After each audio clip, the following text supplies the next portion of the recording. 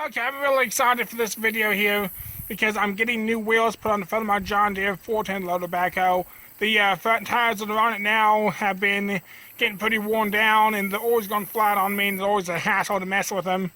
So I've been looking at new tires and I have happened to run across a used pair of Michelin Tweels. And they were fairly cheap. I paid $600 for two of them. They go new for $1,200 a piece. And they have really good tread on them, which really doesn't matter too much for me, being my machine's two-wheel drive. But I am going to try my luck getting them put on and see how they hold up, see if it's a big waste of money or if it's going to be really handy to have them. And I'm excited to see on how they're going to perform on a backhoe, because I've never really found a whole lot of info on people putting them on backhoes. And so I'm curious to see on how it's going to hold up to the weight and everything. According to the specs on the tire, they hold around 4,500 per front wheel, so we will see how they do. Be sure to hit that subscribe button here right quick, along that notification bell so you're notified new videos. And I'm going to have a lot more videos coming up on the John Deere 410 loader backhoe and on this Ford Model 560 with the Great Bin 880 Workmaster loader. And let's go see if we can get these wheels to fit John Deere.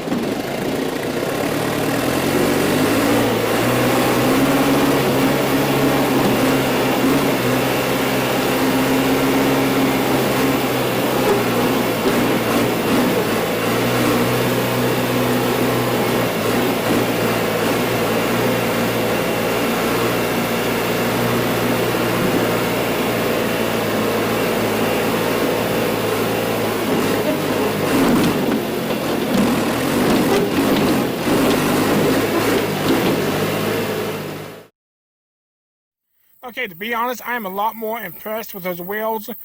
I didn't think they'd be as smooth as what they are. They smooth out the backhoe a tiny. That machine's terribly rough.